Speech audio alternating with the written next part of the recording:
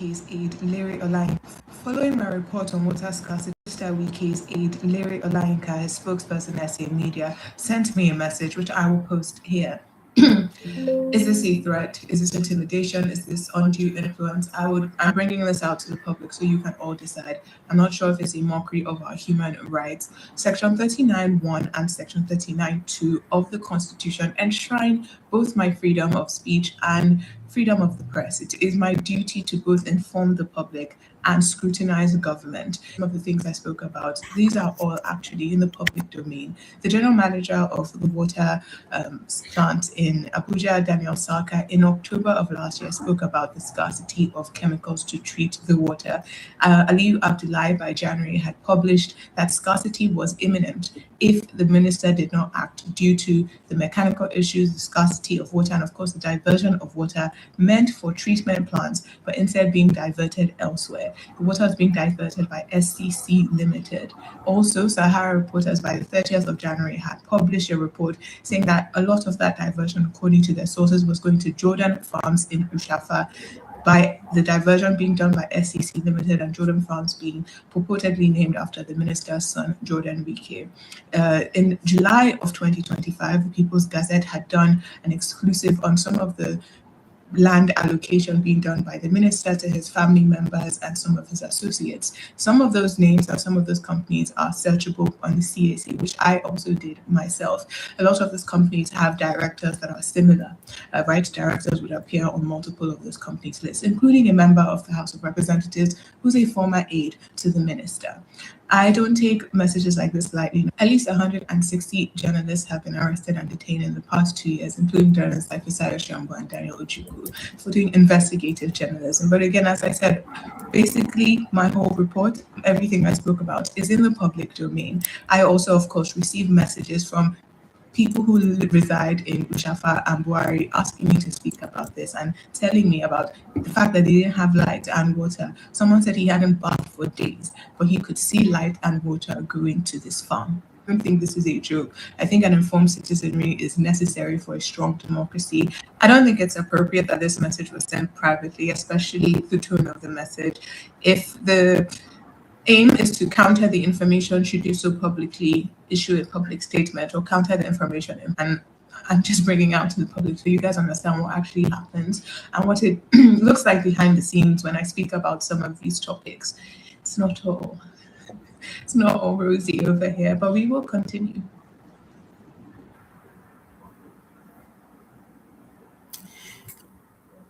Greetings, everyone. Good morning. Greetings to you. Welcome. Please endeavor to like the show, share, and subscribe if you have not yet subscribed. Thank you for stopping by. This is not going to be a long one though, but I wanted to come here with some some of the information that I think that we need to hear and see. So I have a message for the essay to Wike, essay to Wike, Olayinka, whatever his name is. Now essay you not be God though. More not touch that girl. More not touch her this one. Okay? Make una not, if you guys want to fight, go to Mehdi Hassan. Go to Al Jazeera and go and throw punches. Let's see how tough you are. Not be to come they do muscle for a woman, a young lady journalist, investigative journalist trying to do her job. Okay? Now essay you not be God. You guys are only going to be there for so long and you will step down. You cannot be threatening her for doing her job. It doesn't make any sense. If you guys want to show muscle, go to Mehdi Hassan, go to Al Jazeera, go and prove your manhood. Look at the message, your private message you're sending to her. If they come for you now, all the human rights. Can you imagine? You people should leave her this way alone. She's doing her job. Okay? If you want to show how manly you are, go to Mehdi Hassan, go to Al Jazeera, let them unmask all of you. It's just quite unfortunate that Nigeria is where it is, honestly. Look at it. Of all of you that are shouting, oh, Nigeria is sweet if you have money. Come and taste the sweetness here. Come and taste the sweetness. See am. We're here in Banana Island School. Banana Island. We have been stuck here for almost 40 minutes, and we're all about suffocating in here. You know, for people to know, I'm here with my wife Mary and my other barrister and Mr. Sunshine and my cousin Funsho Johnson. We're here. We're about suffocating in here. Nobody seems to be doing anything about it. You know, we spoke to the landlady's daughter. She says they will see what they can do. Can you imagine? The principal of the school came over and said they are trying to do 40 minutes and we're almost passing out in here. Please, I don't know what to do. We're here stuck in the lift in the apartment. Stuck in the lift here in Banana apartment here. Thank you. We're here. Nigeria is sweet, you know. If you have money, it's very sweet. This is your banana island that they say you people, the top 1% living. Floody area, water everywhere, smelly. Everybody have their generator. Some of them even have transformer. And I'm wondering, you live in a community, you guys can't come together and do solar? Nigeria is sweet if you have money. Look at it. Just one system wey no dey work. Elevator, they cannot see. They were stuck for over 40 minutes. If not because they posted this online, who knows? Maybe now they have for suffocate finish. See, look at how they were sweating.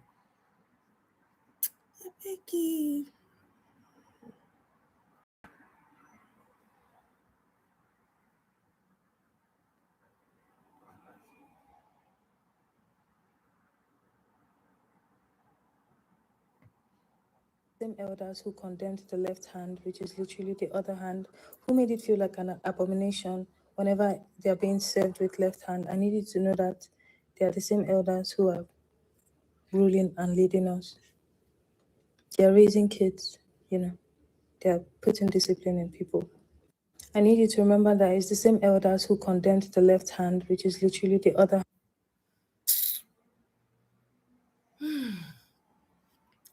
I don't know if I'm sure some of you must have seen where Gumi gave an interview and said that Tinubu's government, they know who the terrorists are, they know where they are, they know who they are. That he even goes to go and meet the terrorists with the Nigerian police to go and negotiate with them. Okay? Dr. Kenon here is saying APC has a terrible agenda in Nigeria. Is this all about Islamization or there is something else? Oh my God. There's a bigger plan. I can tell you people that one for free. If you pay attention to geopolitics and see what's going on around the world, you can tell. Okay, they're just using some. This one now, Obama and I help them put the plan in place. Okay. See you na queues. Have you guys noticed your queues have grown longer? Fuel is now over $1,000 naira.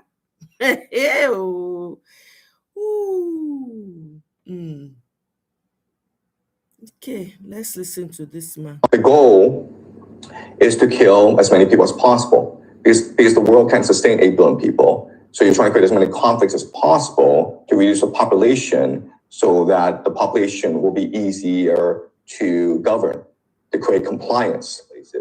But Julian Assange, he said something really important. What he told us is this: the point is not to have successful wars. The point is to have never-ending wars so that a military-industrial complex, this transnational security system can steal the American taxpayer, okay? So what you need to understand is this: America, these nation states, it's just a host. What matters is the parasite. What matters are the secret societies, these transnational capital groups. That's who controls the world, okay? And these are the ones behind everything, right? China and Israel and the United States. And they choreograph these wars in order to extract as much wealth as possible from their nation state host before the nation state collapses. All right, that's what's happening. These parasites intend for America to lose its war in Iran so that they can collapse the entire American economy and drive millions and millions into abject poverty where they will own nothing and be happy. That's the game plan here.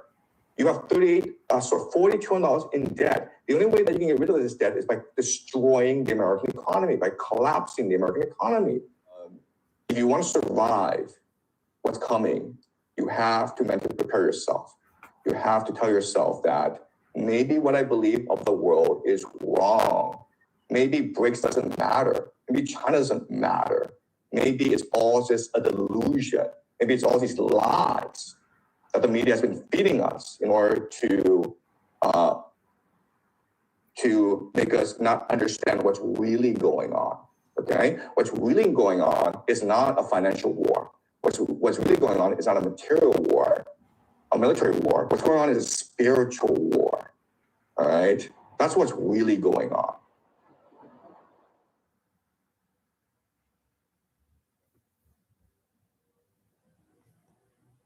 The only crime, anything you do that threatens for 5 million votes. When people would have arrested those too. The only crime they committed is tearing Tinubu's billboard. He touched him.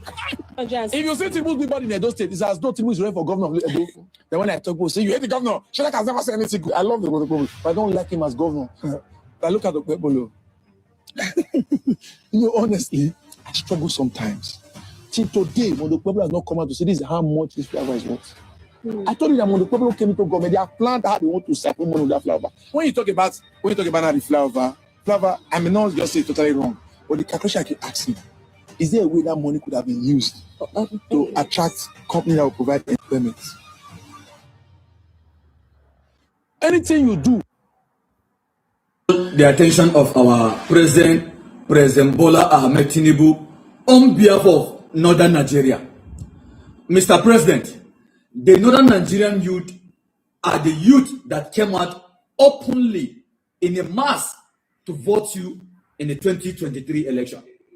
We put you into power. And Mr. President, you know that the Northern Nigerian youth are with you. But as it is, Mr. President, President Bola Ahmed Tinubu, please, you have to do something in the issue of Minister of Defense, Christopher Musa. Christopher Musa is our leader. Christopher Musa is someone that we celebrated so much when he was appointed as a Minister of Defense. But as it is today, we say no to Christopher Musa. As it is today, we are calling for Christopher Musa resignation. Christopher Musa needs to vacate that seat and allow someone who is competent to come and lead the Ministry of Defense. For the past 1 week, over 100 military allegedly they were killed in the hand of terrorists. Over 250 something were kidnapped. But Christopher Musa is busy sleeping. As I'm talking to you, Christopher Musa, Mr. President, if you did not take any action, Christopher Musa will destroy your leadership as the President of the Federal Republic of Nigeria. Mr. President, if you did not sack Christopher Musa will go down as the worst Minister of Defense in the Federal Republic of Nigeria.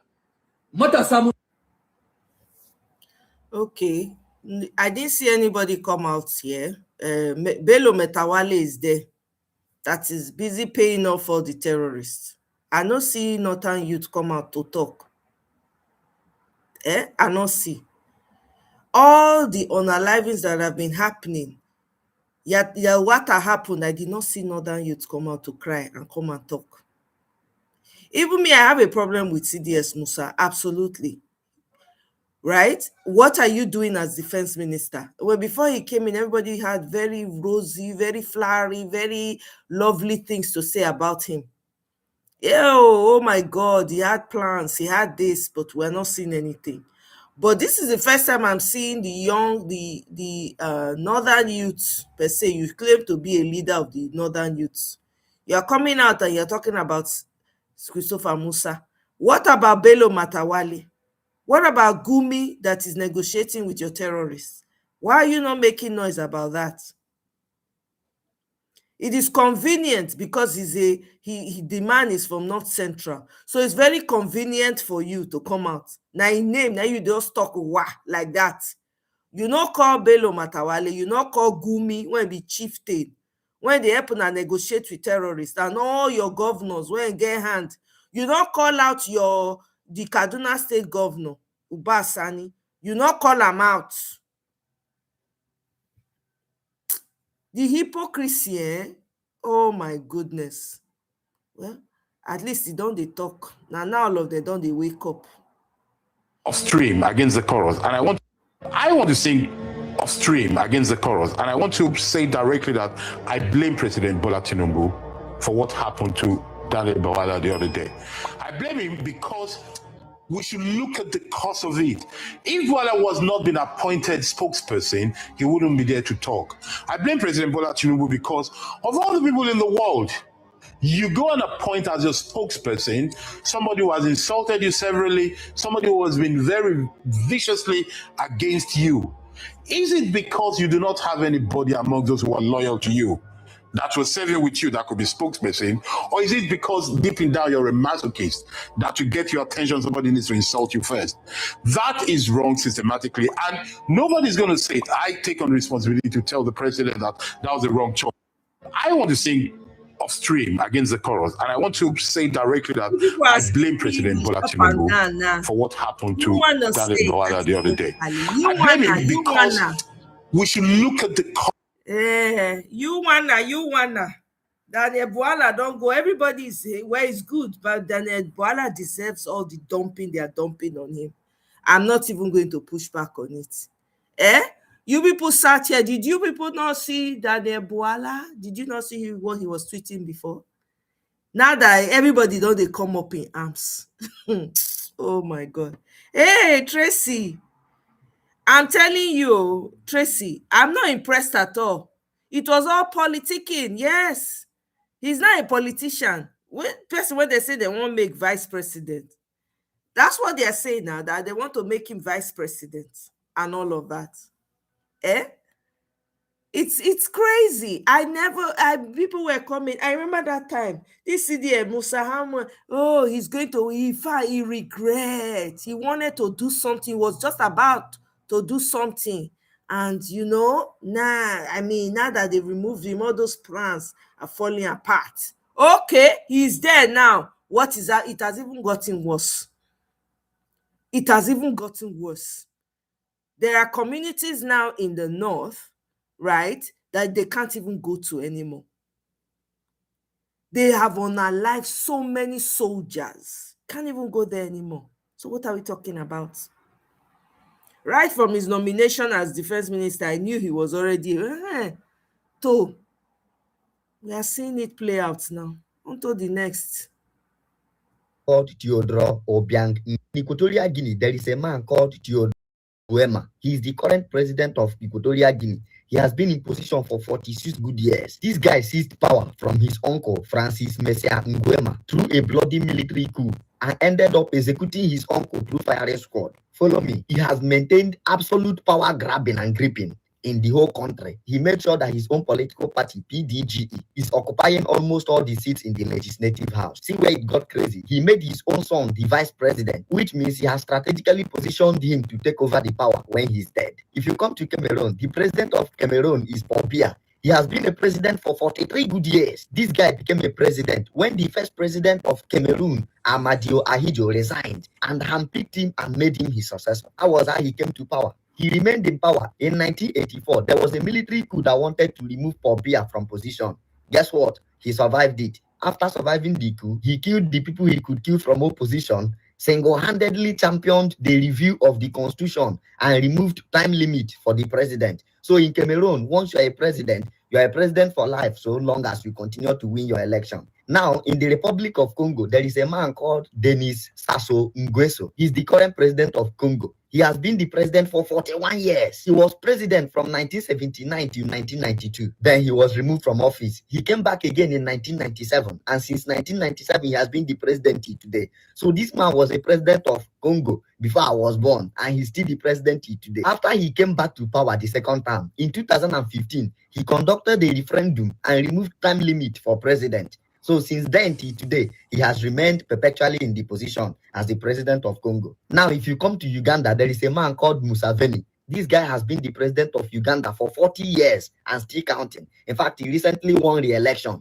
Follow me. How did he come to power? He became the president after he led the National Resistance Army to fight 5 years guerrilla war after fighting against the government of Milton Obote and another man called Tito Okello. After the war, he made himself the president. Twice, he has pushed through the constitution. First, in 2005, he removed time limit on the seat of the president, which means you can be a president for life. Secondly, in 2017, he removed age limit, which means no matter how old you are, you can be the president of Uganda. Have you forgotten? A few months ago, there was a failed coup in Benin Republic. Who helped to make it fail? It was Bola Ahmed Tinubu administration. Problem is not that these people are remaining in power perpetually. The problem is that there is nothing to show for it. And until the people rise up and resist these people, we will only end up like some of these countries I have mentioned above. I'm being tempted to believe that Africa is cursed. But no, Africa is not cursed. Africa is a place. Africans are the people occupying the place. There is no problem with the land. The problem is with the people. Do you now understand the plan of President Bola Ahmed Tinubu, or I should go deeper?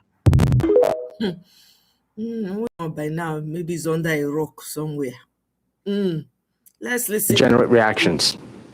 One interview that has continued to generate reactions across the spectrum, political spectrum, particularly in Nigeria, is the one that one of the, what I call it, a spokesperson to the president did have on a foreign platform, and that's Special Advisor Daniel Bwala, a member of the All Progressives Congress, and you are proud of your party. Yes, true. Would you say that the Special Advisor, one of the spokespersons to Mr. President, in person of Mr. Daniel Bwala, did represent your party well recently in that interview?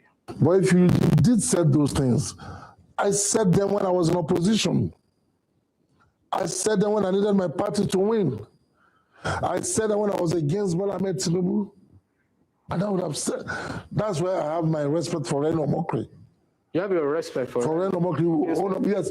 How about you, to the bombs? So I think beyond any kind of post-mortem analyses and spin that anyone is trying to put on what we just saw, that is a shambolic performance and representation on the global stage. And I think every Nigerian should be worried.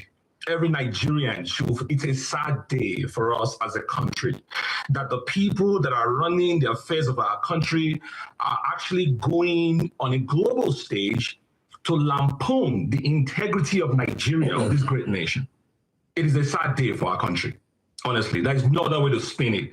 We can sit here and pontificate about what he could have said, what he should have said.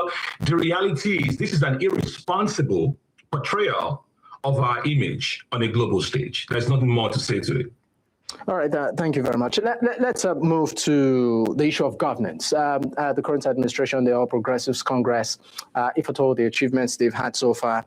And before we even talk about the politics, what I call it, permutations and all of that, in the year of 2027, I'm coming back to the studio with you, Mr. Bestman. Your party, the APC, would you say you guys have done so well in the past years? Yeah, I will.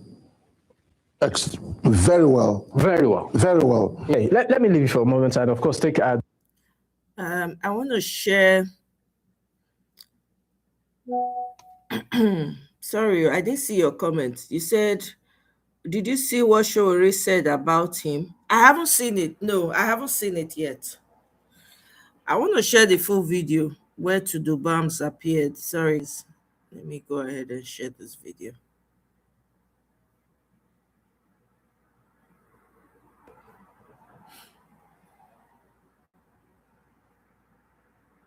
So wait, what's the catch?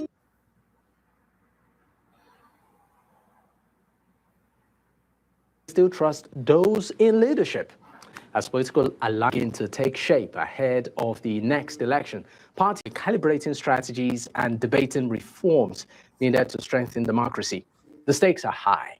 Nigeria's governance trajectory will define not only the quality of democracy, but also the confidence of its people in the years leading to 2027. Now, the question now is, can political actors raise above rhetoric to deliver reforms that will restore trust, or will entrenched divisions continue to shape the national conversation? In a recent interview called Head to Head with Mehdi Hassan, Special Advisor on Media and Public Communication to the President Bola Ahmed Tinubu, Daniel Bwala laid out his narrative, positioning himself within the broader context of ideas. His sparked remarks, have continued to bring up fresh debates and reactions. Well, joining the conversation right now to speak on governance and more are my guest. Tudo Bams is a political economist and policy analyst. He joins virtually. Thank you for your time. And also Best Man Nze Jumbo is the president of Team Nigeria for Change. He's with me in the studio. Gentlemen, thank you for your time. Always a pleasure. Let me start by saying to you, Mr. Bestman, Happy New Year. I think this is our first outing this year. Yeah, same to you. It's great to have you. Yeah. Well, Tudo Bams, also great to have you. But before we get into the crux of governance, one interview that has continued to generate reactions across the spectrum, political spectrum, particularly in Nigeria, is the one that one of the, what I call it, a spokesperson to the president did have on a foreign platform, and that's Special Advisor Daniel Bwala. Let's take a listen, and then we'll take our reactions to it. Just an excerpt of that interview. Take a listen. Tinubu is one of the foremost politicians in Nigerian history. Tinubu and his people created democracy. A militia. Who said those words, Daniel? Tinubu has helped in strengthening democracy in Tinubu Nigeria. and his people created a militia, Daniel. Who said those words? Tinubu brought in leadership skills into governance. Tinubu and his people created a militia. Who said those words? Tinubu and his people never created the militia. So why did you say they did on January 22nd, 2023? I never said that. And the candidate of all progressive conference, Asiwaju Bola Ahmed Tinubu, and his people created a militia. This is the first time in the history of Nigeria we're seeing a political party creating a militant arm leading to election. Does he have a militia that tried to kill you? He doesn't have. I never said he tried to kill me. I myself have received threats from him and his camp. Your words. I never said that. There is also this threat to life, and I can tell you that because I myself have received threats from Asiwaju and his camp. You said it was so corrupt, the 2023 election, Tinubu's win. You said that you couldn't eat food for 3 days. I never said that. Where? And legitimate complaints were raised all over Nigeria. That part is what threw me off balance. In fact, I became so sick. For the past 3 days, I found it very hard eating food. Tinubu is not just super rich. It's what he does with his wealth. In 2019, 2 armored money trucks, bullion vans, were seen going into his house, coming out of his house. Where did that money go? No. It's point. Well, of course, those are excerpts from that interview that has continued to generate reactions from Nigerians. Let me start with you, Best Man Nze Jumbo. I mean, you are a member of the All Progressives Congress, and you are proud of your party. Mm-hmm. Yeah, sure. Would you say that the special advisor, one of the spokesperson to Mr. President, in person of Mr. Daniel Bwala, did represent your party well recently in that interview? I tell people, because you're in politics, doesn't mean you should overthrow your conscience. Doesn't mean you should now become who you are not. I saw an error, a mistake from Daniel Bwala in that interview. It doesn't cost you anything saying yes. I said those, if in this age of manipulation and everything, but if you did say those things, I said them when I was in opposition. I said them when I needed my party to win. I said that when I was against Bola Ahmed Tinubu. And I would have said, that's why I have my respect for Reno Mokri. You have your respect for Reno Mokri. Yes, the things I said The thing Remo will tell you the things I said when I was in opposition. I was doing my job in the line of duty. But now I know better. I misjudged this man. I misjudged this party. Now I've come to sound knowledge. So I regret those things.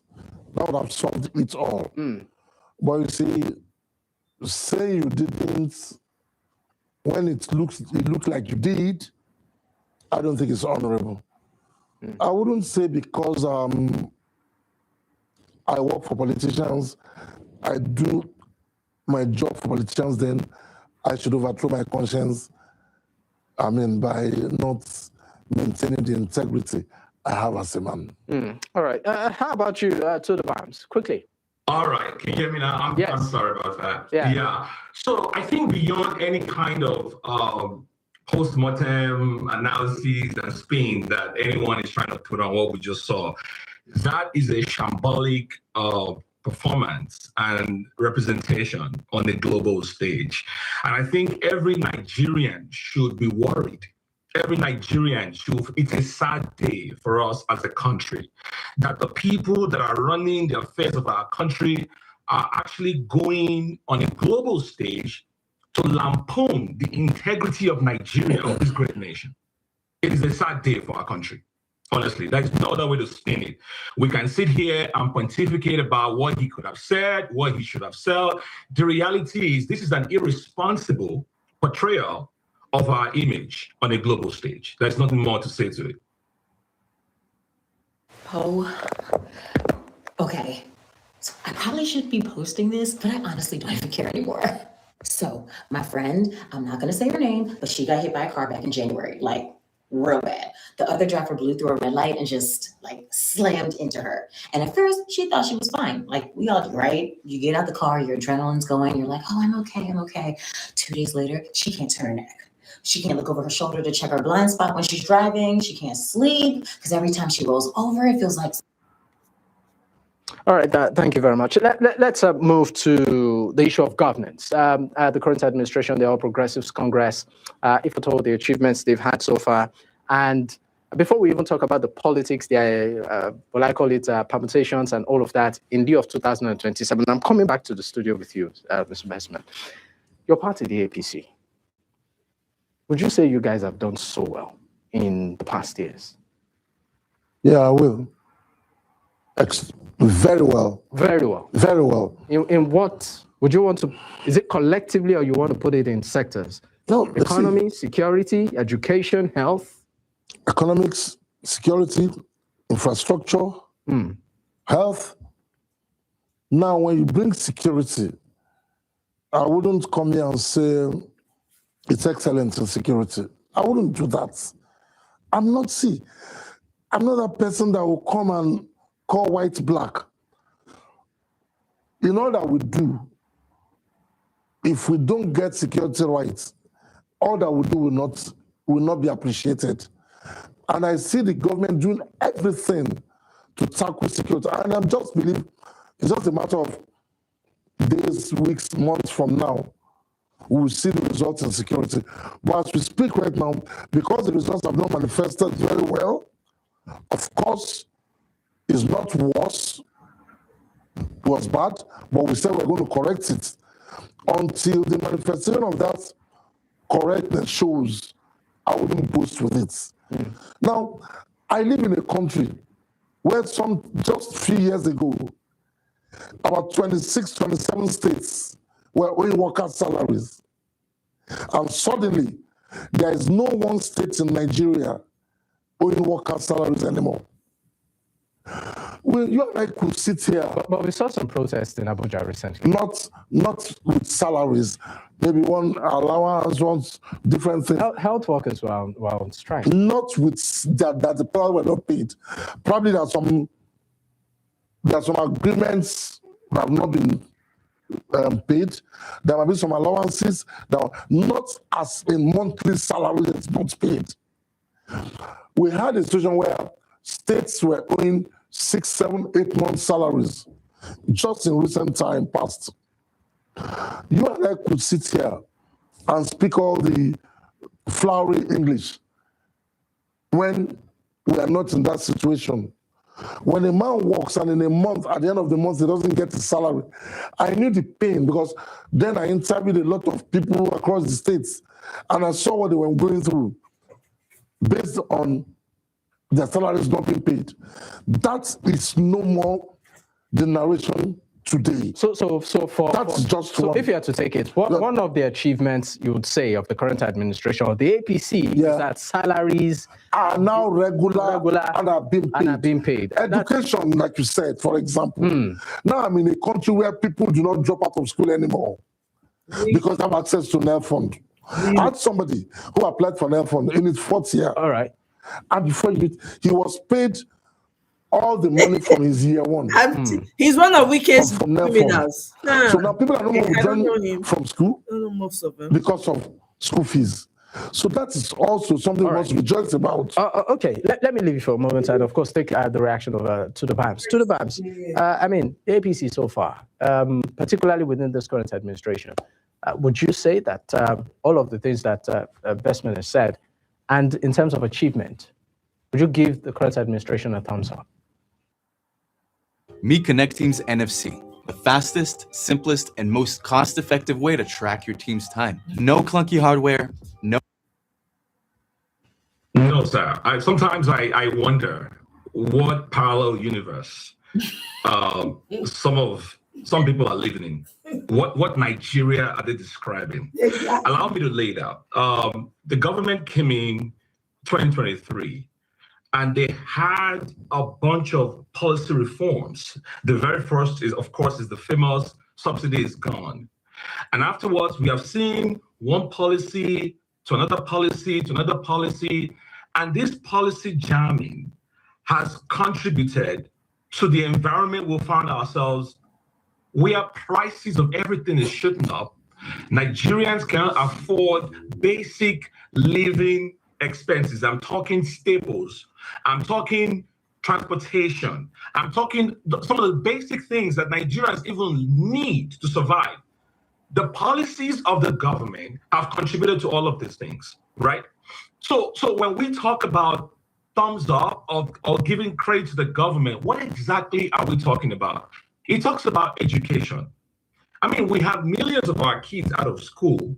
Can we have a general audit of the number of students that have actually benefited from this level? And why exactly are you giving loans to students in a highly inflationary environment that you have created, right? This is a policy gone amok. And so when you have policy on top of policy on top of policy, it doesn't make any sense. He talks about economics. Let's talk about economics for a moment, briefly. We talk about the foreign exchange regimes that the government has promised to collapse. We were running dual exchange regimes, the parallel market and the official rate. And then they came and said, you know what? We want the parallel market gone because we want to harmonize the two markets, right? But recently, the central bank just approved $150,000 weekly from BDCs to the market because there's been a shortage of FX in the market. So now what do we have? We have a situation where the parallel market is still very strong and alive. Number two, the arbitrage that they said they were going to criminalize and shut down is still very much here. You buy low, you sell high. I mean, I could go on and on and on and on. All right. The things that the government has done that has not contributed to improving the lives of everyday Nigerians. So I don't know what he's talking about. Security, one more point real quick. Insecurity has worsened. We have a situation where terrorists and bandits are openly claiming territories in Nigeria. They are demanding ransom. They are demanding talking to government officials in Benue State recently. We need to go on a quick break. Of course. We would expect the conversation to look at the road to 2027. We're already seeing the politics and politicking happen. I'm telling you. Talk about that and more. Tracy, tell your papa. Oh my God. These people are jokers. So is this up to date? And now I like to go talk my last job. They pepper them for Many body. thanks for staying with us. It's still Politics HQ on News Central Television. I still have my guest with me. And of course, we are at the final moments of today's episode. But quickly, let me come back to the studio. It's the best way. Now, you might choose to react briefly to some of the things that Tudor Labs has said. Maybe you want to clear there. But I'd also like you to react to the allegation that your party, the ruling party, is stifling opposition in lieu of 2026. Okay, before we get there, if you notice, he never negated the fact that worker salaries have been paid. And like I said, if it doesn't affect you, you wouldn't know the impact. I knew what people were going through when they were not receiving their salaries regularly. Now, the issue of opposition, how can you, well, when you have a PDP, for example, that had internal crisis, which I keep telling everybody that cares to listen that, why would you expect a northerner to become the president after the 8 years of Buhari? Does it make us southerners slaves? That was the genesis of the problem of PDP. So whatever you say about Wike and others, they are funding them to, that was the basis for them to thrive. Now, I don't see the APC stifling opposition because the Ashwaju that I know was a product of opposition. But whether you like it or not, Ashwaju will not help you build your party. So when the APC was formed, Ashwaju stepped back and said, Buhari, you go. And for 8 years, he supported. And despite the unverified things that had happened to him, he never gave up on the party. How many of these people in opposition could do that? So basically what you're saying is that the opposition shouldn't expect a silver spoon to be. They should not expect the PC to build them. All right, I'll direct the same question to you, Tudor Labs. The calls that the opposition, or the talk that the opposition is dead, they lack strategy, they are not coordinated, they have been stifled by the ruling party. Is that the case? 30 seconds. Of course not. It's not the case. I don't know what he's talking about. By the way, there are states that are still owing salaries, but let me let that go. This is bad for our country and it's bad for our democracy. APC tweeted this morning, 31 states out of 36 have now put governors have now put it to APC. That is bad for our multi-party constitutional democracy. You cannot sit in that studio and lie to Nigerians that the reason governors are porting over to APC is because opposition is dead. APC is the greatest thing in the history of humanity. That is a lie. And we have to be able to tell ourselves the truth. The reason is because the government is stifling opposition, and people are afraid. If you stand on your toes, you stand to the government, there will be reprisal from the government. Yep. So you cannot say that people are willingly joining the ruling party because it's the greatest thing in the history of Nigeria. It is not, and that is a lie. And at some point, we have to be truthful to ourselves as Nigerians. This is bad for our country, and it is bad for our democracy. Maybe I just, before we wrap up, your reaction to the fact that he said that, why do you think governors are jumping to your party? My dear brother, it is not, see, I wouldn't sit here and say because the governor saw APC as rosy. It might not be.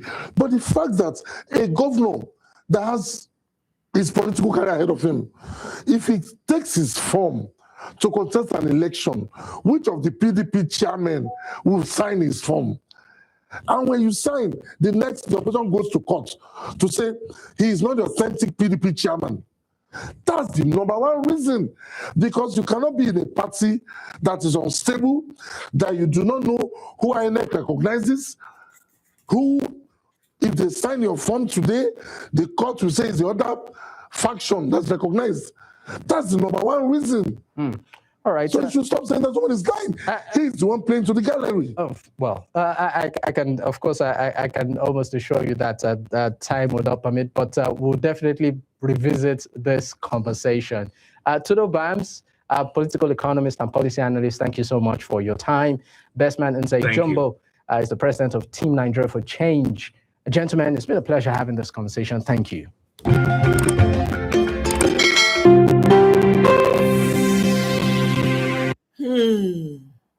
I'm a doctor, and my passion is to... Let me pull this down, actually. You see the excuses after this. I'm telling you, this is it not expected? It's expected.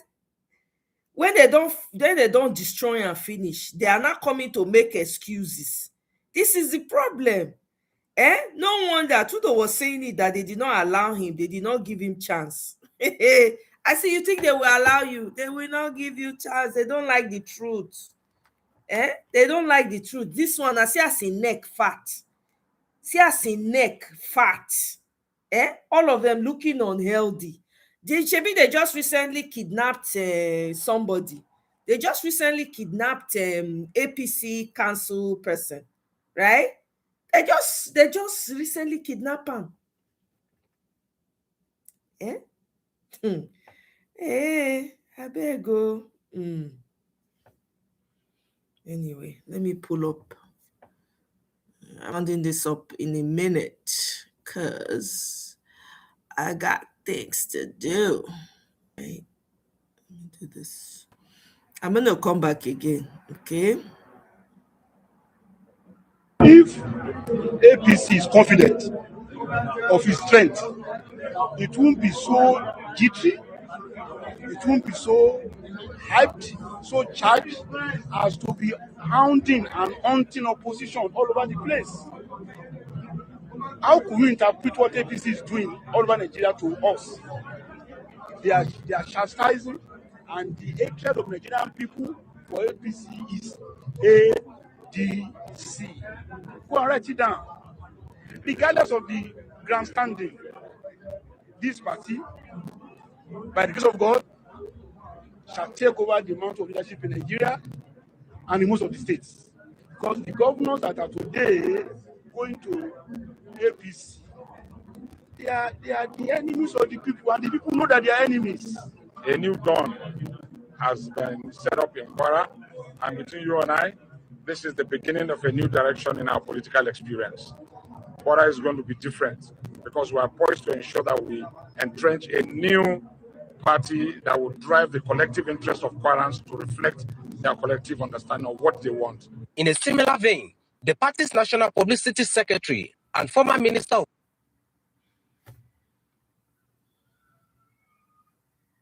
I don't know what's up with that. Let's just move forward. Youth and Sports, Bolaji Abdullahi, That connection, no, I don't know. dismissed the relevance of the People's Democratic Party, noting that the ADC's rapid growth in Kwara State within a short period reflects a strong grassroots appeal. They don't want this APC to continue. Now the question is whether we'll be able to convince them that we represent the alternative. And that's what we're going to do in the coming days. So for us, we are very delighted. As you can see, Kwara State is ready for ADC. Nigeria is ready for ADC. So we're not bothered by all these governors, the campaign to ruling party. I mean, most of these governors are hated, by the way, by their people. So it's going to be the Nigerian people versus the APC. The growing presence of the ADC in Kwara State has now introduced a fresh dynamic in the state's political landscape ahead of the 2027 elections, one that only time will tell how it unfolds at the polls. Olufemi Akobi, AIT News, Ilorin. Okay, that's it for me. You can't see anything. Can you see something now? Can you see now? Tracy.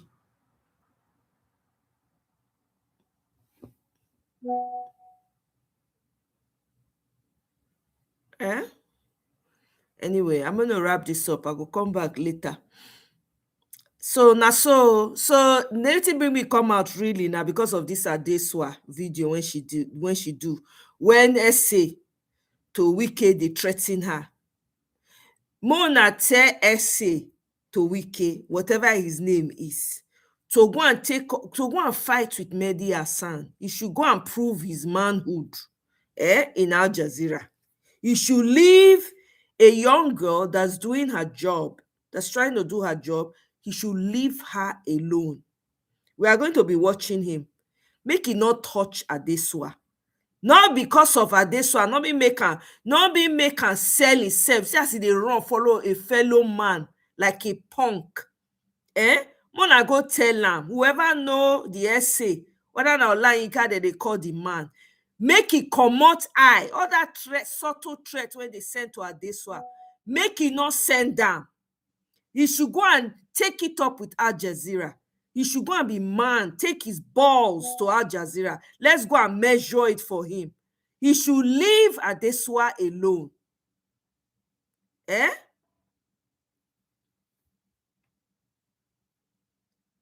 The previous video, I go schedule am.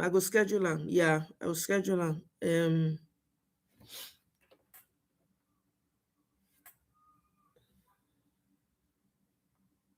Let me see.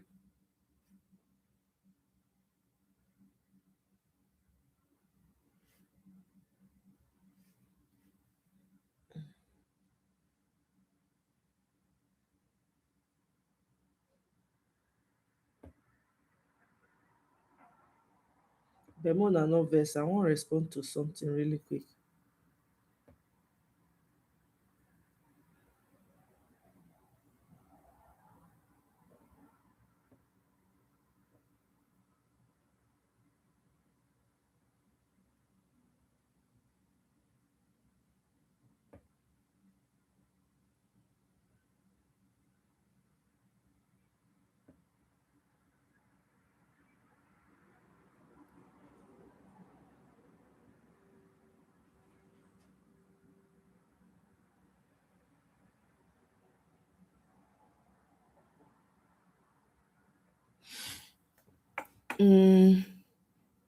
Okay, I think I still have some time.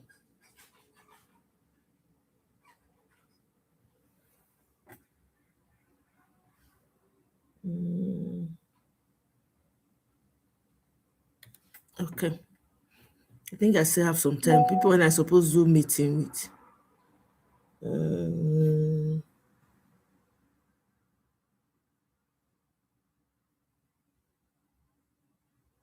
Okay, let me see. Sorry. This time change, they always mess me up. And I can never get used to it. Okay.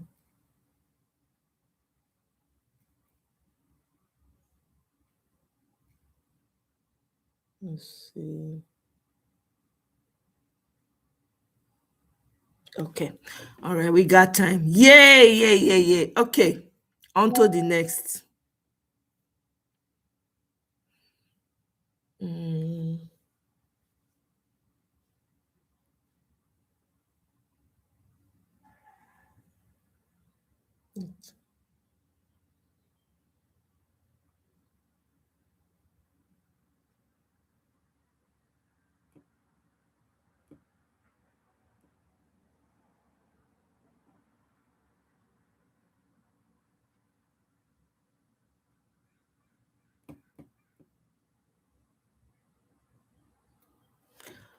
Okay. Mona novice. Okay, on to the next. Sharply. All right, so they say the price of 1 liter of fuel now don't reach 1,000 plus. This brings me to my old video of 2023. Check the dates. You guys now, the fuel price have moved to 6,750, and the way this thing is going, it might get to 1,000 naira before December. And guess what? The Nigerian government are not trying to do anything about it. And I'm really surprised that we, the youth of Nigeria, we are not talking about it. If we continue to keep quiet like this, I promise you, this old men where they did here, they'll just do anything where they like. Now, these people are saying they don't have money because last week I see say, okay, Tinubu post something, say they leave, say Buhari regime, they leave without any money, you understand? But when I get money to buy cars for the minister, 60 million, and that car where they buy for minister 160 million, we all know say those people no go use that car for like, they're not going to use that for like 4 months, because when they start to the year sound for under the car, they'll need to go change them again. Nigerian road no good. Do you understand? Nigerian road no good, so that car go spoil. They buy 160 million. They say money no, they say Buhari no leave money, and these same people again don't go buy yacht or 5 billion naira. Do you understand? Nigerian youth, the day when I go clear, now the day they shut down internet for one whole day. If you listen to Tinubu's speech, he said if they remove this subsidy, the money that they make, they'll put it into the health and education sector. You understand? But we all know that Nigerian government is not what they say that they will do. And it doesn't make sense. It's not like you are putting it into a sector where money will be generated from. You are removing it from this place and putting it in another place by still spending money. You are putting it into the education sector. If they finish, you understand, if they study and they finish, there's no work in Nigeria. It doesn't make any sense, which is why I am against it. It is better to just leave us the way we were. Because if people collect this money now, if people are not going to put it in place, people are not going to put it in the right use. You don't put that for health sector. Health sector where we say, no, see carry people, see they fly out. It's another medium of stealing the money. Fine, removing of subsidy is good. It's not like it's bad. Because to be honest, with subsidy, that's where the corruption set is even bigger. Now, this other one, I even tell them to make them leave us the way we did. This subsidy matter, we know that you people will chop this money. We know that subsidy is not going to do anything. That you people are looking for another means to steal. Since 2023, I know they talk this thing they call. Since 2023. See another video of them. Economy don't rigid. Dollar go soon pass 1,000. Fuel na 615. Rice done double. Cement na 5,000. The rich are becoming the middle class. The middle class are becoming the poor. The poor are shouting what God cannot do does not exist. Even if you want to relocate out of Nigeria, IELTS exam don't turn to 100K plus. You know, still guarantee say they go give you visa. Shout out to all the people who vote because of tribalism and because of religion. At least they promise you agbado, but do you have a place to plant the agbado? All of us go suffer. We are not going anywhere. The agbado gang and the LP. I'm telling you. What is wrong with this thing now? And the PDP, we all go suffer. Shout out to Asiwaju Bola. You never did 6 months, we don't plan to go to war. You never did 6 months, kata everywhere. Asiwaju, shout out to you and Agbado gang. As you can see, since 2023 now, I don't shout this thing. And everything I said, now it don't happen now. As of the time, Seth, you watch the last video I post. As of the time, dollar never even reached 1,000. Now imagine the place where President Bola Ahmed Tinubu pick everybody from. Imagine where we did today. In the other video of May, I said it there. I said this subsidy that is removing, if they were going to put it in the sector that they claim they will put it, if for even better. Do you understand? If for better, but I know fully well that these people were actually looking for the best means to steal. They were looking for the best means to steal. It was even better when did they pay for subsidy. It was better. At least they don't get budget of money where they will spend for the benefit of Nigerians. At least they get budget, say, okay, will they pay for subsidy with this social amount? Fuel price go the way it did. But they removed that money. And that time, the reason President Bola Ahmed Tinubu said they will remove the money, they will stop the subsidies because they want to improve our education sector and our healthcare. Bros, as we talk now, doctors been go on strike. Now this January 2026, they follow them talk. They see the whole doctors. Our public hospitals don't fail, healthcare don't fail. Let's not even go to the public schools. As you all know, now we they renovate up and down. Till tomorrow we see they cry. So our public schools are failing. The children where they send, they give scholarship under President Bola Ahmed Tinubu regime. Plenty of them they for Morocco, they stranded, they cry. The ones where they did for Russia, where they give scholarship, they cry. Education sector don't fall. Everything they collected that money for, it don't fall. Everything, literally everything. So where's the money for the subsidy that they remove? Where's the money? It's the most corrupt government in the history of Nigerian government. The most corrupt. Everything that was said has come to pass. And then people are saying, oh, this guy doesn't know what he's talking about. What does he know? He's an illiterate. If they remove this, he'll do this. I know these people. These people are... Woo! In the other video, I spoke about what? That time, dollar never reached 1,000. Dollar coin at 1,000. Now, you don't pass 1,000. But imagine, take your mind back to where President Bola Ahmed Tinubu carried us from. Look at where we are today. And they tell me, say, economy, they improve. And this same person now wants secret election. And there are still some people that are collecting bag of rice and collecting money and do this thing for the election. It's crazy, you know. I talked something 2023. I say, now the day where we say they'll shut down internet, that the Nigerians go know how deep or Allah don't they. That they go know say problem deal where you know they see. But did you notice that in all these videos, I did not highlight insecurity? Insecurity was not really highlighted in all these 2023 videos because it was not as much as it is today. Now, at the order of the day, President Bola Ahmed Tinubu took us back. Anyways, peace and love. You don't see when I start to call for protest, I mean, you stand your ground. You saw it. You stand your ground. These old men will do anything that they like. But back then, everybody was looking at Very Dark Man as a joker. Now, when I don't decide, say, my brother, I go use my own influence, work on the problem when I feel bring solution on. They say, you not come out for electoral reform.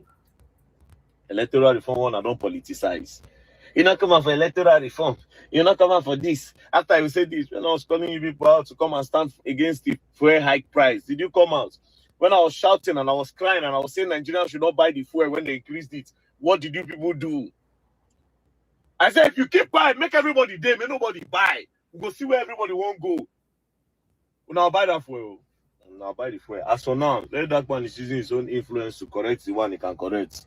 We go renovate schools, we go do this, we go do that. We will create an opportunity for our own ghetto children where they do well. You don't understand? People where their parents don't get opportunity to make them. People where their parents don't get opportunity to thief money. Peace and love, don't play. I did busy. Bye. Hey, everybody don't they wake up now? I they see for Twitter, people they tweet, come out in your area, come out in your area. And I'm wondering, which area are they talking about? Which area exactly are they talking about? That is the question. I know I don't blame VDM. I don't blame him. I really don't. Yeah, I don't blame him. Then when everybody was shouting, everybody they do their own. It's all good. So again, I go repeat, may they go one Larry or Layinka, may they go one demand, may remove hand from Adesua body. Not be the cause of the problem for Nigeria. Now her work she they do. If he wants to show that he's a man, he should go to Al Jazeera. Let him go and prove his manness in Al Jazeera. Not be to the flex am for a young girl when they try to do her work. Okay? Okay. Iranians want to come and help, even though they are in the middle of conflict with Israel. According to Iranian ambassador in Nigeria, they beckon on Nigerian government to allow them to come and tackle insurgency in Nigeria. That Iranian does not tolerate banditry and terrorism. Iran ambassador in Nigeria said, anything banditry and terrorism, that Iranian nation hate it completely. And any nation like that, they are always ready to help them. They now said, Nigerian government should allow them to come in and assist them to tackle the insurgency. So despite the conflict going on between Iranian and Israeli, Iranians still take it upon themselves that they want to come and help Nigerian for insurgency, because Iranian people shows that they love Nigerians so much. They want to prove it to the whole world that they are so powerful that even when they are in the midst of conflict, that one will not still stop them from assisting any country that need help. If you did not know the reason why Iranians want to come to Nigeria. Now, this is the reason. Okay, I'm gonna when I sit down to calculate, go and find it. They are just looking for a way to escape. Iranian soldiers and their supreme leaders and their armed forces and the rest, they are looking for escape routes and they are looking for where to escape to. Iranians understand this. that criminals can run to Nigeria and T group banditry can run to Nigeria and they will be safe. Because most of all the T group that Burkina Faso are chasing away from their country, all of them are entering Nigeria. So when it comes to Nigeria, T group banditry is a safe home for them. Even when they come in and start unaliving Nigerians, they'll always become untouchable. The government will not even do anything to them. My people are example with the middle belter. These people that are coming in, these Fulani jihadists and all of them are coming in from different angles of the country because the border is too weak. They will come in, unalive us, demand for ransom and all of that. Not just in my state. It's happening in every corner of Nigeria now. The government are not doing anything. Even the recent attack, the people that come in was bragging that the next target is Aso Rock. So Iranians have seen a means of safety for their escape. And they know the only place they can go and be safe is Nigeria. So don't think they are coming to help us. They just want to run from the wrath of Netanyahu and Donald Trump. And they want to come and hide their head here in Nigeria. And they are claiming they want to come and help us. People will never help themselves. Anyway, share your thoughts on section responsibly. And for those that love to cry responsibly on the comment section. Thank you. Una here. more doom and gloom.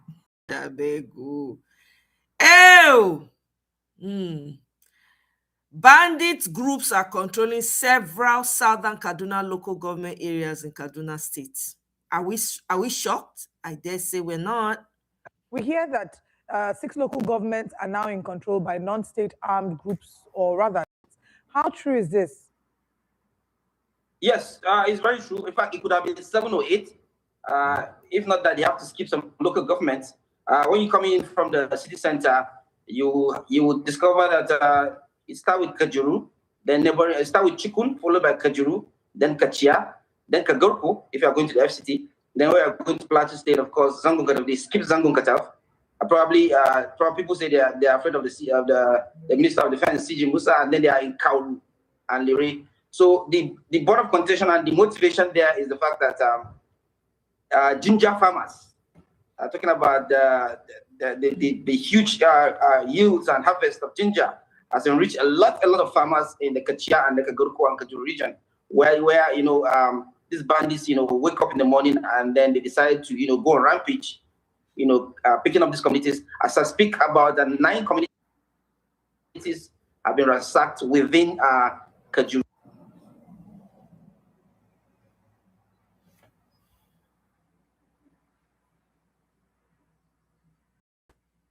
I don't know what's going on with this. Kachia and Kagurko local governments, and bandits have been operating within that.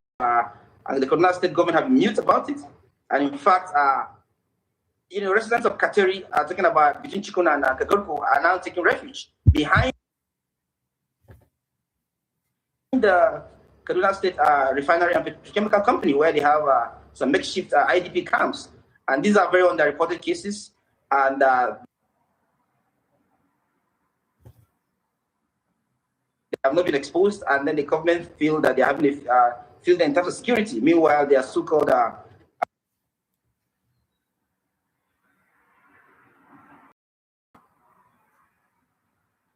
peace model is obviously failing. Yeah. One APC chieftain was kidnapped. Okay. Now, as of last month, his son was campaigning for the re-election of Tinubu. His son. Let's listen to this.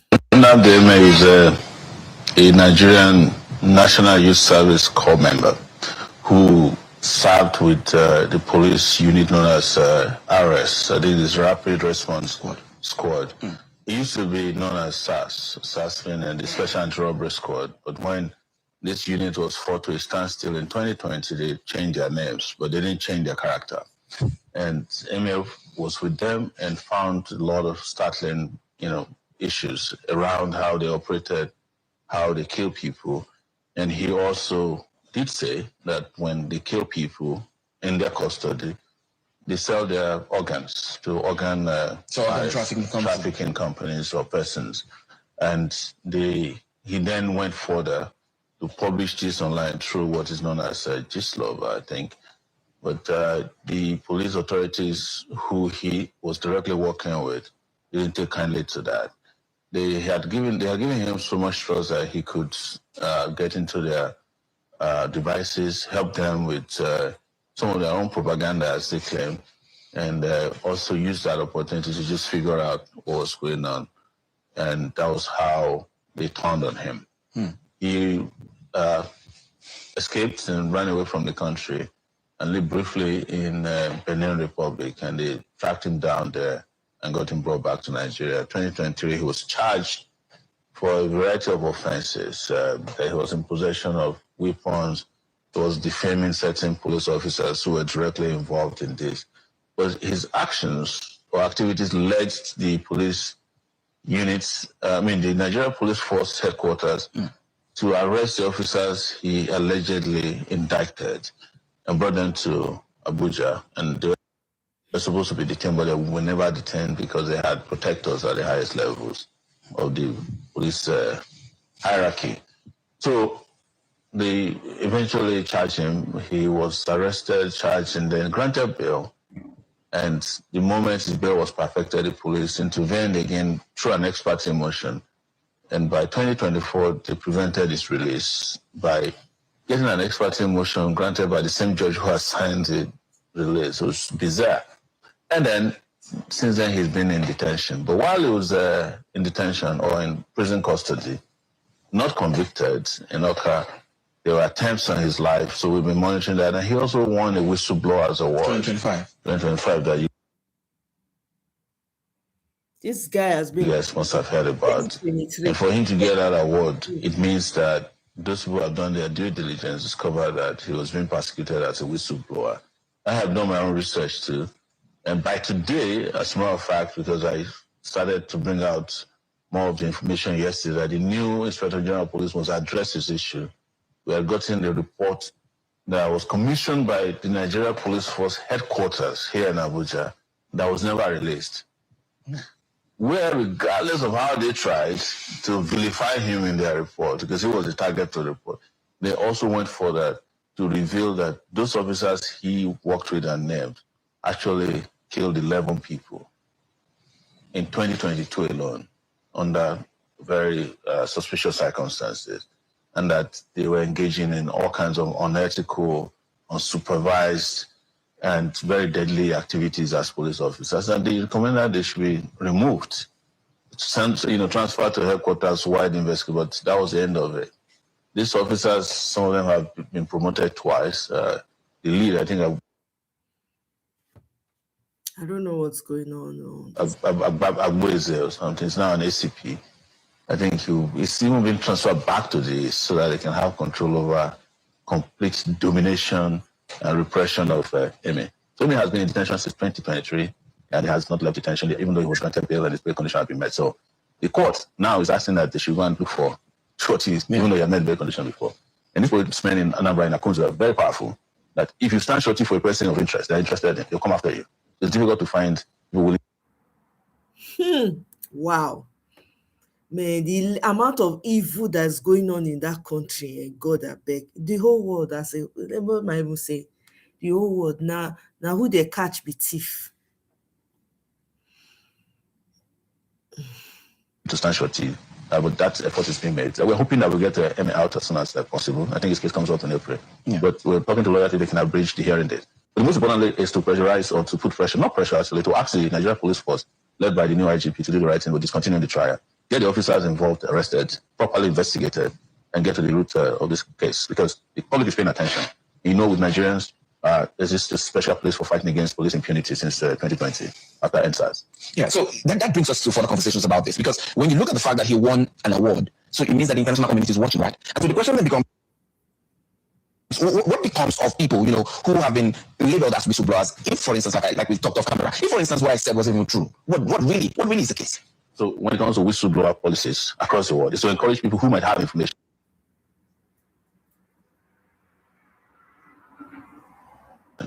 to step forward, mostly anonymously, to tell on whether the employer's friends or officials of the government about the wrongdoing. It could be perceived wrongdoing. You don't have to be aware of whether you're happy with what you're looking for, what you're speaking about is true or not. It is the duty of government to go and make sure that it's done. And if you do not meet the threshold of a whistleblower, they discharge you. There's no crime. You're just trying.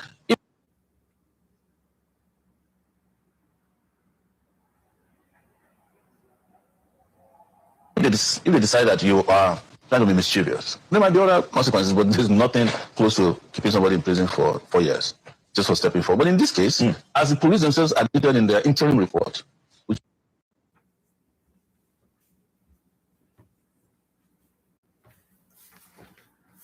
I don't know, this network issue I published on my website, on Facebook and Twitter today, this guy, his information was substantially true, powerful enough for the police to detect that the officers that he was blowing about had killed 11 people.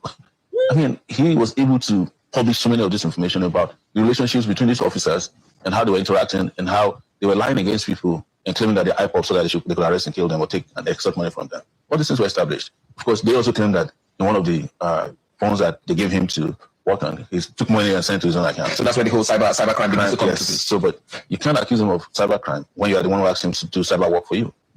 They're the ones who asked him to be engaging in cyber warfare so that they can get at the people. He's working for them. So it wasn't an outsider. It was when he turned on them because his conscience told him what was going on is wrong that he then became targeted. And to be sure that they didn't leave him there, the launches, after he was granted bail, they went after him and made sure the bail was never fulfilled. And they also went to prison to try and kill him. All these things have been documented. What does it say about speaking out? Can you imagine?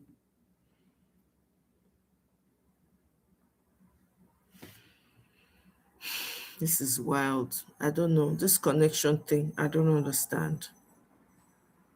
So they tried to kill him after he won the award, the whistleblower award. So that, you're saying that attempt, the next attempt you're talking about came after that award? Yes, that was. I think that was January in 2025. Just this year, 2026. I was very late in December or January this year. I think because I was aware. I think Visayo of FIG did a report on that. So it was recent. It was after he won the award. So I wanted you to really speak to, as a journalist and an activist, where really is the hope and in the future of it for people who speak up in the real sense, in the true essence of it? I mean, an example of a person who has been targeted, persecuted, vilified, harassed, molested, tortured for speaking of, on matters that are of importance. The thing I tell people is you must understand it's a dangerous job. It is dangerous. And you must also understand that you are working for perhaps a constituency that don't know you or don't care about you. Because except it touches people directly. They don't care about those of you who are fighting against police brutality until the police comes to pick a family member, whether they disappear or they get tortured or, something terrible happens or they get extorted. Like all these police units now across the country use what they call POS. All these terminals to extort money. You can't give them cash, so they have a POS person around. I haven't heard that EFCC does that, and,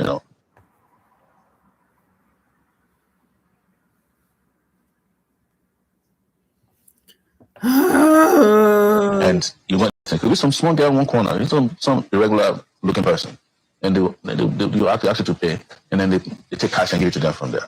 So that is how these guys are operating. But to come back to your question about this is dangerous, we all know that, but it's not as dangerous as having a society where power is unchecked.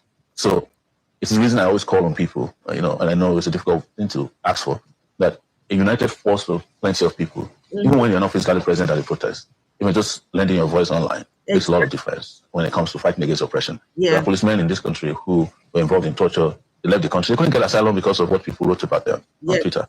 Because the world has become a global village a long time ago. So many of them don't know. Some of them have retired. They still get hunted. And some of them are still going to get a call back from retirement. You hear that? Some people are going to be at the age of 80, 85, or even 90, and they'll come back and be tried for torture when they're in the police force. Yes. That's why I tell all these police guys when we meet them, that, being in the police force, wearing a uniform.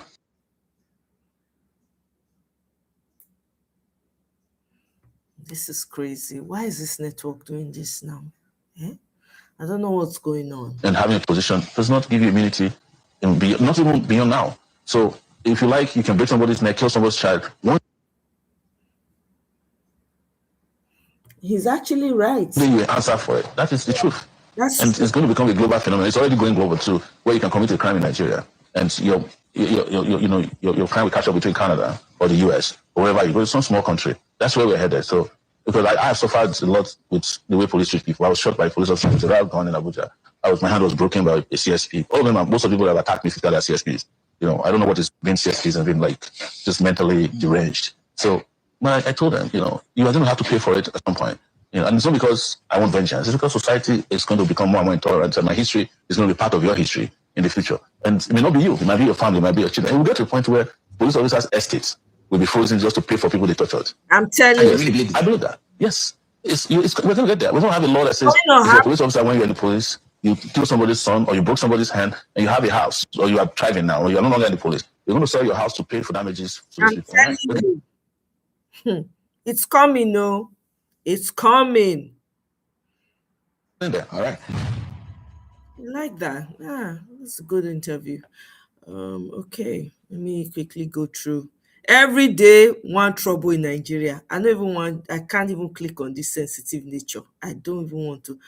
Okay, by the way, let me quickly play the video of VDM. I found it. Let me.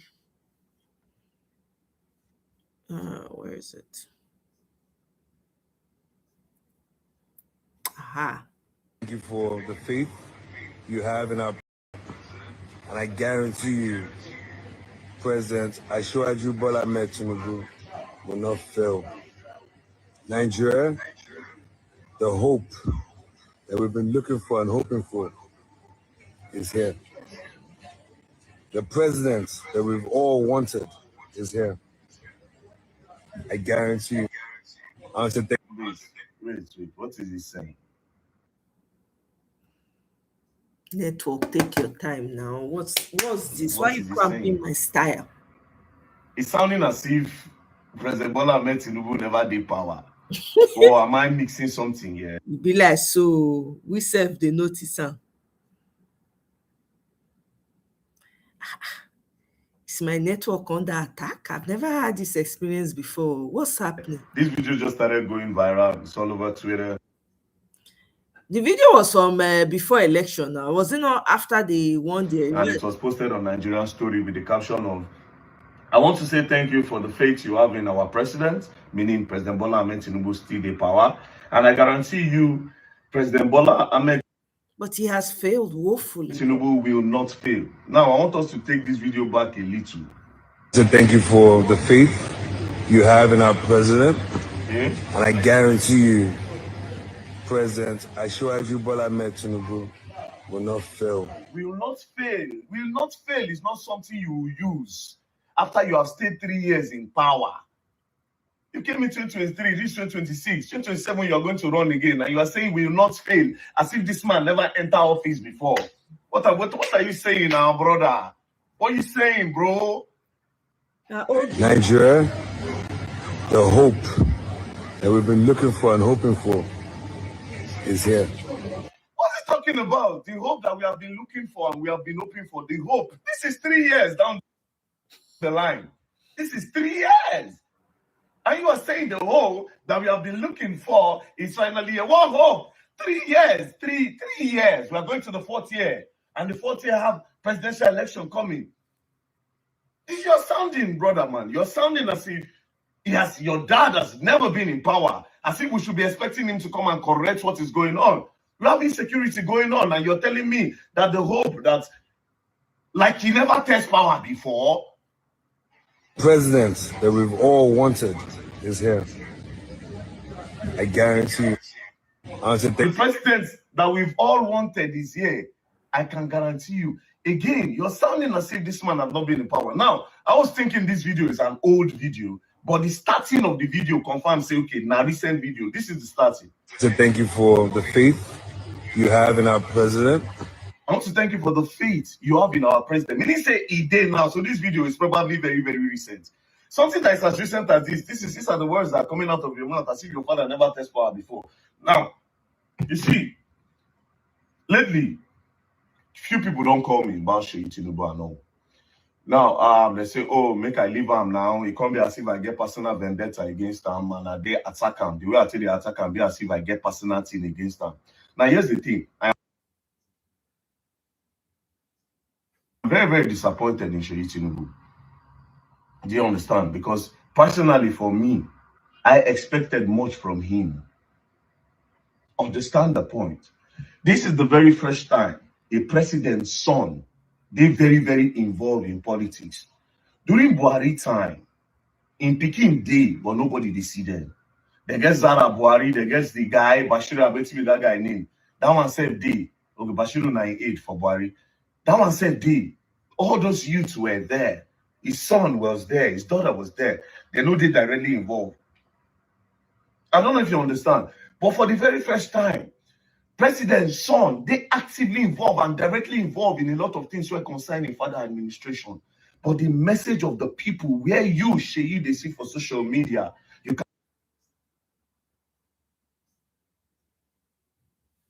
cannot take it to your father. But when it is time for campaign, you can start going left, right, and center. You can set up city boy movements.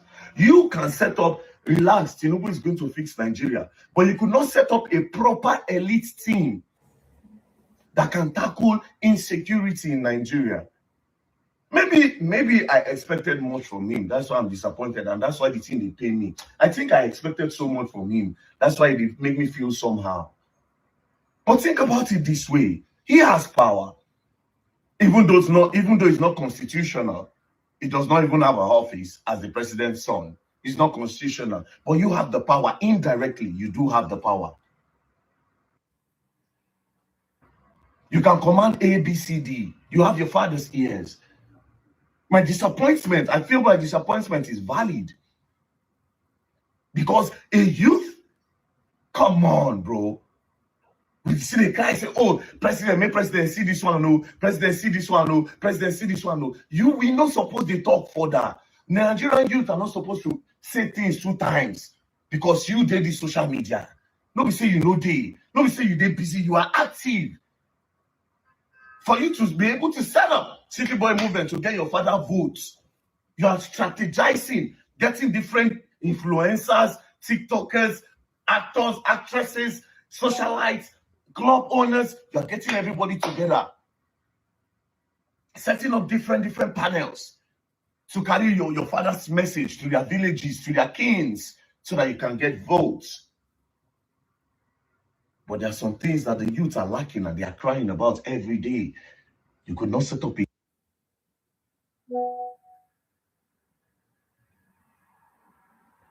team to go and approach your father with that team and tell them that, Daddy, leave this side for me. You are a disappointment to me. And I want to believe that a reasonable youth, where they never blind the eye with money, can understand what I talk, or a youth that is not tribalistic.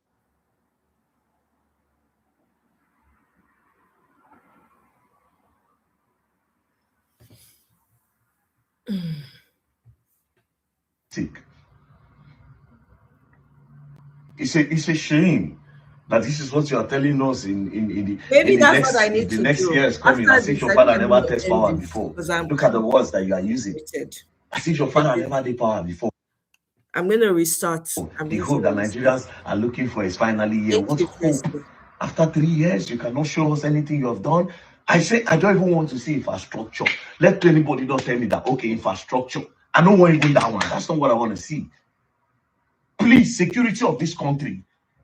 At least, bro, left, right, and center people they buy now. It don't turn on my team. Some people that feel, if I talk, they feel say they attack shit. You know, I am disappointed and I'm pained. I am hurt in my spirit that I expected so much from him.